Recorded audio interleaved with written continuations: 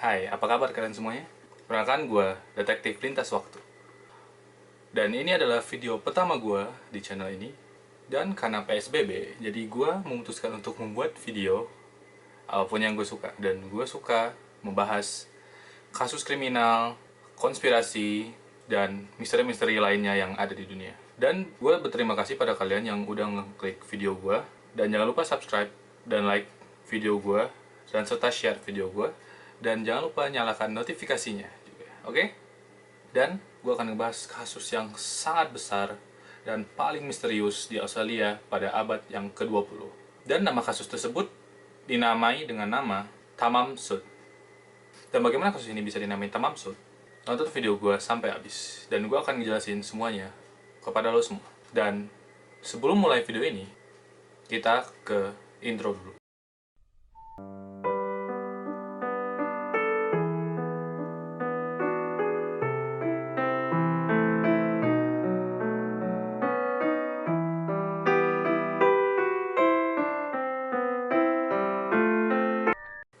Pada pagi, pukul 6.30, seorang pria bernama Lyons sedang ingin berenang bersama teman-temannya. Tetapi dia terfokus ke pinggir pantai. Di situ terdapat seorang pria yang duduk nyender di tepi pantai, berpakaian rapi, dan menggunakan necis. Dan Lyons pun merasa curiga dengan pria tersebut. Dia mencoba mendekatinya dan mencoba melihat lebih dekat. Dan dia sadar bahwa itu adalah mayat seorang pria. Dan terdapat pengakuan dari seorang pasangan muda-mudi yang bernama O'Neill and Straps pada tanggal 30 November.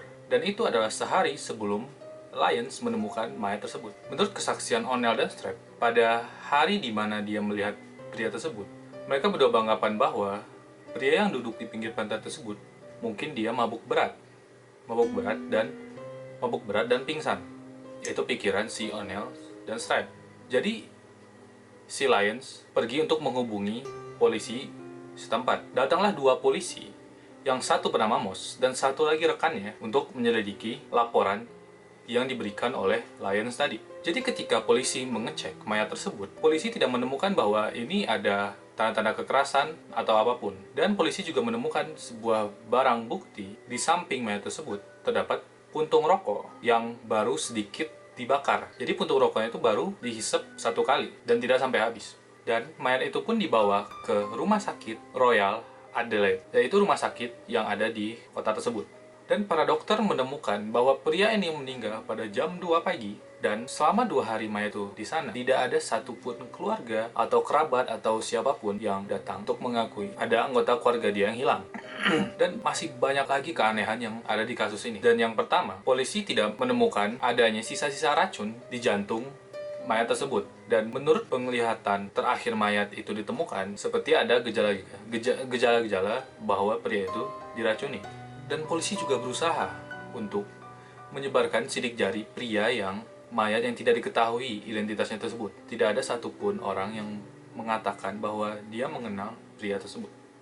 Dan Profesor John Barton menemukan sedikit peluang untuk membuka kasus ini biar kasus ini selesai dan diketahui siapa yang membunuhnya dan kenapa dia mati. Dan profesor tersebut menemukan secari kertas di kantong celana mayat tersebut yang bertuliskan Tamam Shud.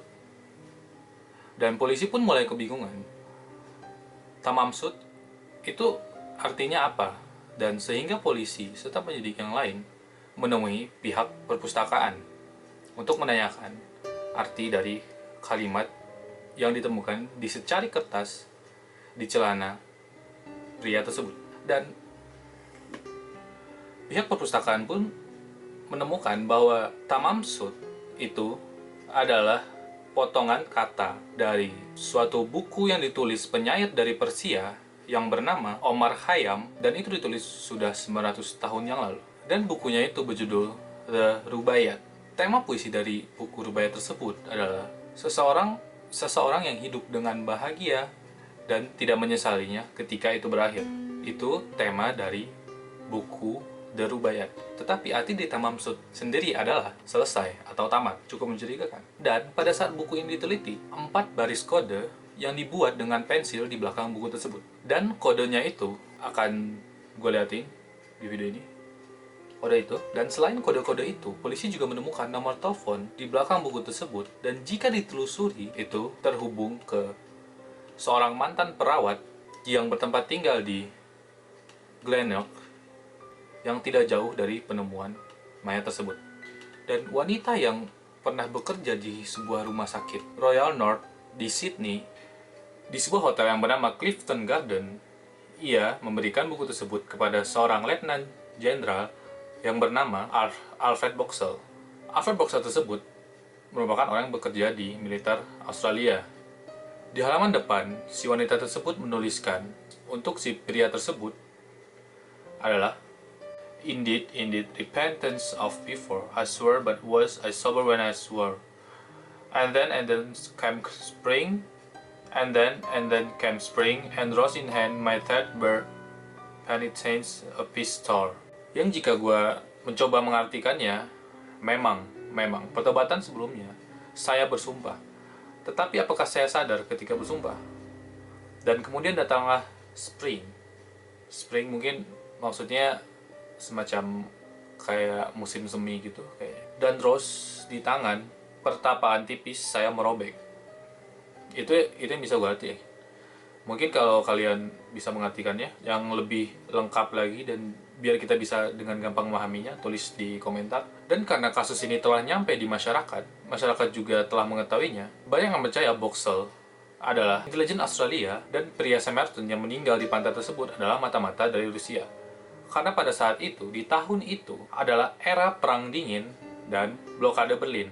Yang menjadikan alasan ini bisa saja mungkin karena pada tahun 1947, intelijen Amerika menemukan adanya dokumen yang bocor ke Soviet dari Canberra. Skandal ini menyebabkan Amerika melarang transfer informasi rahasia ke Australia. Dan pada tanggal 14 Juni 1949, pria yang Somerton itu dikuburkan. Tetapi ada saksi yang melihat bahwa beberapa tahun setelah kematiannya, ada bunga-bunga yang ditaruh di kuburannya. Para saksi yang ditanyai mengaku melihat seorang wanita menaruh bunga di kuburan tersebut. Namun ketika polisi menanya wanita tersebut, ia menyangkal bahwa dia mengenal pria yang dikuburkan di lokasi itu. Dan ada kutipan dari Rubaiyat yang sangat terkenal. With them seed of wisdom did I sow, and with mine own hand work to make it grow. And this was all the harvest that reaped. I came like a water and like wine I go. Yang artinya, bersama mereka benih kebijaksanaan saya tabur.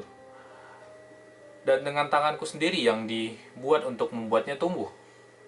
Dan ini semua harvest yang saya baca. Aku datang seperti air, dan seperti angin aku pergi.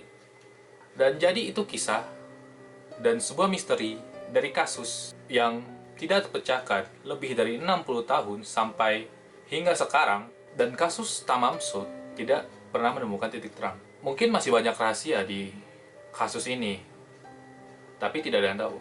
Dan jika ada kalian yang mempunyai ide atau sesuatu yang bisa gue bahas, tinggal tulis di kolom komentar.